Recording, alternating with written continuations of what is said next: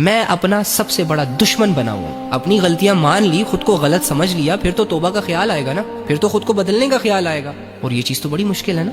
حالانکہ اللہ کے بندے, خود کو بدلنا بہت آسان ہے, لوگوں کو بدلنا مشکل ہے. کیا ہے, تم نے اپنے اندر ایک ارادہ کرنا ہے کہ اللہ تھک چکا ہوں, ہار چکا ہوں, ٹوٹ چکا ہوں, بکھر چکا ہوں, نہیں سمجھ آ رہی, واللہ کچھ نہیں سمجھ آ رہی کہ میں کیا کر رہا ہوں. صبح آنکھ کھولنے سے لے کے رات کو آنکھ بند کرنے تک میری زندگی میرے ہاتھوں سے, میرے اعمال سے ضائع ہوتی چلی جا رہی ہے.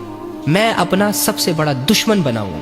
تو اللہ مجھے معاف کر دے, اللہ مجھے ٹھیک کر دے. اللہ جن چیزوں کی وجہ سے میری زندگیاں برباد ہو رہی ہیں, آج کے بعد میں نہیں کروں گا, بس آپ ٹھیک ہو گئے. کون سی بڑی راکٹ سائنس ہے اس میں؟ خود کو بدلنا کون سا مشکل ہے؟ وہ اعمال جو آپ کو برا بناتے ہیں, وہ لوگ جن کے ساتھ اٹھنے بیٹھنے, بات کرنے, ٹائم دینے سے آپ کی پرسنالٹی ڈاؤن ہوتی ہے, ان لوگوں کو چھوڑنا ہوتا ہے, منہ موڑنا ہوتا ہے. بس بن گئے آپ اچھے انسان. ایک زہر کا گھونٹ ہے, پی لو. ارے وہ والا زہر نہیں جس سے بندہ اللہ کے بہت قریب چلا جائے.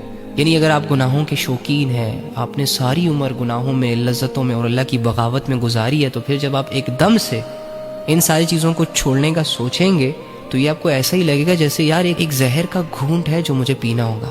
اور یہ جو کمزوری سی فیل ہوتی ہے کہ پتہ نہیں میں بدلوں گا بھی کہ نہیں, پتہ نہیں میں ٹھیک ہوں گا بھی کہ نہیں. بھائی تو ہوگا ٹھیک, بہن تو کوشش تو کر.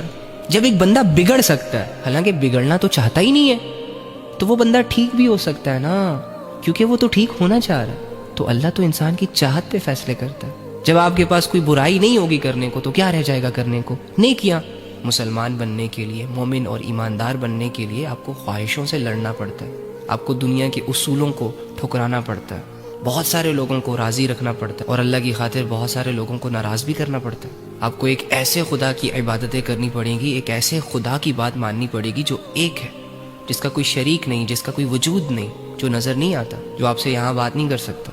اس کی معرفت کو ڈھونڈنا ہوگا, اس کی قدرتوں پر غور کر کے اسے سجدے کرنے ہوں گے.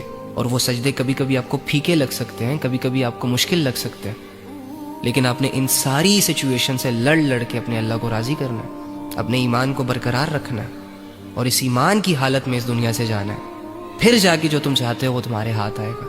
یہ نہیں کہ فارمیلٹی پوری کرنے کے لیے لا الہ الا اللہ محمد رسول اللہ پڑھ لیا, وہ بھی زبانوں سے, تو جنت ہم پر فرض ہو گئی ہے. میں اللہ رب العزت کے تمام انعامات کا مستحق ہو گیا ہوں.